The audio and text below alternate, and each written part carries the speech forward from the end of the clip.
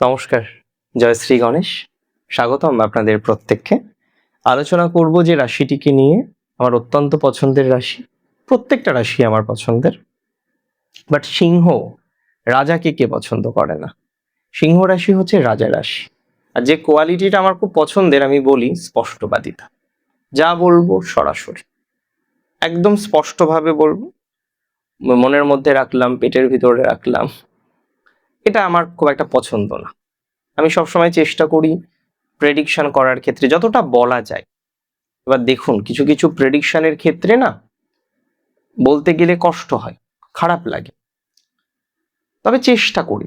Maximum ক্ষেত্রেই জানবেন চেষ্টা করি যতটা হরোস্কোপ অ্যানালাইসিস করে যেটুকু বুঝি, হয়তো বিশাল কিছু বলবো না, বাট যেটুকু বুঝি সেটুকু বলার চেষ্টা করি সবসময়। আজকে সিংহ রাশির ক্ষেত্রে দ্বিতীয় শুক্র আসছেন, অ্যান্ড এটা এটা খুব প্র্যাকটিক্যাল যে দ্বিতীয় শুক্র ভালো ফল দেয়, কিন্তু এখানে শুক্র না দুর্বল, ডেবিলেটেড। এবং এটা নিয়ে আপনাদের অনেকের মধ্যে প্যানিক হচ্ছে, আমি জানি যে দাদা শুক্র ডিস্টার্ব হচ্ছে, নিচস্ত হচ্ছে, এ তো ভালো ফল আসবে না। কেন আসবে না? এটা তো ভুল কথা। শুক্র দুর্বল হচ্ছে, এটা অস্বীকার করব না, এটা অস্বীকার করা মানেই বোকামি। হ্যাঁ, দুর্বল হচ্ছে। শুক্র দুর্বল হলেও সে নেগেটিভ হবে না।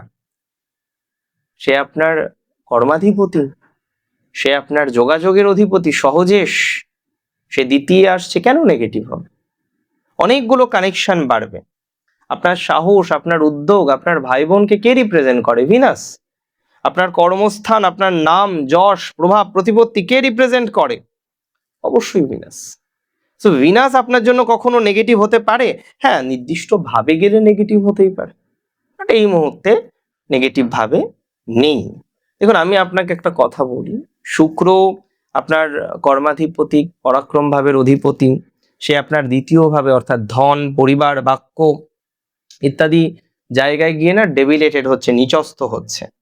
ফলে কর্মক্ষেত্রে থেকেও আজকে অর্থ আসবে, 100% আসবে, তবে সঞ্চয়ের গতিটা স্লো হবে। কথাবার্তায় নিয়ন্ত্রণ রাখবেন। হ্যাঁ, জলদি কিছু বলে দিলাম, এগুলো একটু সেফ থাকতে হবে, সেফ সাইডে চলতে হবে আপনাকে। যত সেফ সাইডে থাকবেন তত ভালো জানবেন। কথাবার্তা বলছেন ধীরে সুস্থে, বুঝে, মেপে মেপে কথা বলতে হবে। হ্যাঁ, এই সময় সিংহ রাশিকে মেপে মেপে কথা বলার দরকার আছে। অতিরিক্ত তাড়াহুড়ো, অতিরিক্ত ব্যস্ততা প্রবলেম ক্রিয়েট করে দেবে, ভয়ানক প্রবলেম ক্রিয়েট করে দেবে। Be safe from that perspective. এই পার্সপেক্টিভ থেকে সেফ থাকুন। দেখুন, আমি আপনাকে বলি, শুক্র, হ্যাঁ, যেগুলো আমি বলছিলাম, তৃতীয়, দশম, দ্বিতীয়কে কানেক্ট করছে। শনির দৃষ্টি আছে, শনিকে আপনার ষষ্ঠপতি, সপ্তমপতি, বিপরীত রাজ্য করে অষ্টমে আছে, এটাকে শনি অষ্টমাও বলে। যাই হোক, শনি বক্র দৃষ্টি দেবে শুক্রের উপর। এটা আমার মনে হয় ওকে ওকে, মানে এটা পজিটিভও নয়, নেগেটিভও নয়, একটা আলাদা রকমের ভাইবস দেবে। তবে মঙ্গলের দৃষ্টিতে একটা প্রভাব থাকে। চতুর্থ ও নবমপতি হচ্ছে পরম রাজ্যকারী প্ল্যানেট। মঙ্গল আপনার একাদশে আছে, এই মুহূর্তে একাদশে থাকবে, তার চতুর্থ দৃষ্টি দেবে আপনার শুক্র গ্রহের উপরে। তো এটাও খুব ইম্পর্টেন্ট একটা ট্রানজিট, কারণ সিংহ রাশির ভাগ্যপতি মঙ্গল, তার দৃষ্টি শুক্রের উপরে, এটাও বিশেষ কোনো বার্তা দেয়। এই সময়টি কিভাবে মেনটেন করবেন বলুন তো? দেখুন, এই সময় আপনার অর্থের আগমন বন্ধ হবে না, এটা প্রথম লিখে রাখুন, ভিডিও সেভ করে রাখুন, পরে একবার শুনে নেবেন, দেখবেন হ্যাঁ দাদা ঠিকই বলছিল। কিন্তু বিলাসিতার প্রবণতা বাড়তে পারে, জমানো অর্থ খরচ হতে পারে। সহজ এখন লোন নেওয়া, ইএমআই নেওয়া, তাই না? আগে তো অনেক রকম কঠিন ছিল প্রসেসটা, এখন অনেক সহজ। কিছু লোন 2 লাখ, 1 লাখ, 50,000, 10,000 খুব সহজে পাওয়া যায়। প্রয়োজনে হয়তো মাঝে মাঝে একটু বিলম্ব হতে পারে, বাট পাওয়া যায় আজকাল। তো এই জায়গাটা একটু সেফ থাকতে হবে, যে বিলাসিতার জন্য যেন লোন নেওয়া না হয়। একটা দামি ফোন কিনবেন শো অফ করার জন্য, লোন নিয়ে বসে থাকলেন, প্লিজ করবেন না, প্লিজ এটা করবেন না। তবে এই সময়ে আপনার আপনজনদের সাথে কথাবার্তাটাকে খুব সেফ রাখতে হবে, ধীরে সুস্থে বলতে হবে। হয়তো একবার বললেন, বুঝতে পারলো না, তার মানে দ্বিতীয়বার তাকে রেগে কথা বলবেন, এটা করবেন না। চেষ্টা করবেন যতটা বুঝিয়ে বলা যায়, যদি দেখেন একবার দুবার বোঝালেন বুঝতে চাইছে না, আপনি সেই সময় আর বলবেনই না, স্কিপ করুন, পরে গিয়ে তাকে বলুন। আমার মনে হয় সেটা সব থেকে বেস্ট হতে পারে। দশমপতি দ্বিতীয় ঘরে নিচস্থ, অফিসের সহকর্মীরা কিন্তু একটু পিছনে লাগবে, ক্ষতি করার চেষ্টা করবে বলবো না একেবারে, বাট হ্যাঁ কিছুটা তাই, ক্ষতি করার চেষ্টা করবে, আপনাকে বিপদে ফেলার চেষ্টা করবে, বিপথে চালনা করার প্রচেষ্টা করবে, বসের কাছে গিয়ে আপনার নামে সুন্দর সুন্দর ভালো কথা শোনাবে, বাট সামনাসামনি কিছু করতে পারবে না। আরেকটা কথা বলে দিই, এই সময় পদোন্নতি হতে পারে, তবে অতিরিক্ত কথা বলতে গিয়ে বারবার একই জিনিস বোঝাতে গিয়ে যে আপনাকে একটু হেল্প করছিল সেই হয়তো একটু বেঁকে বসলো, এটার কিন্তু সম্ভাবনা প্রবল। আমি আপনাকে জানিয়ে রাখি, এই সময় ব্যবসায়িক চুক্তি এবং পার্টনারশিপ, সপ্তম ভাব থেকে তো সপ্তমপতি তো দেখছে বিনাশকে এবং কর্মাধিপতিকে, এটা বুঝতে হবে। তো যারা ব্যবসা করেন, অনেকে আছেন সিংহ রাশির ব্যবসা করেন, এই সময় বড় কিছু সিদ্ধান্ত নিতে হতে পারে। আমার প্রেডিকশনটা কি আমি বলি, বড় সিদ্ধান্ত নেওয়ার ক্ষেত্রে এই সময় সেফ থাকতে হবে, হুটহাট করে বড় কোনো সিদ্ধান্ত নেবেন না। চুক্তি যদি করেন, চুক্তির যে ল্যাঙ্গুয়েজ আছে, ডিড আছে, সেটা ভালো করে পড়বেন, ভালো করে পড়ে নিয়ে করুন, আমার মনে হয় অসুবিধা হবে না।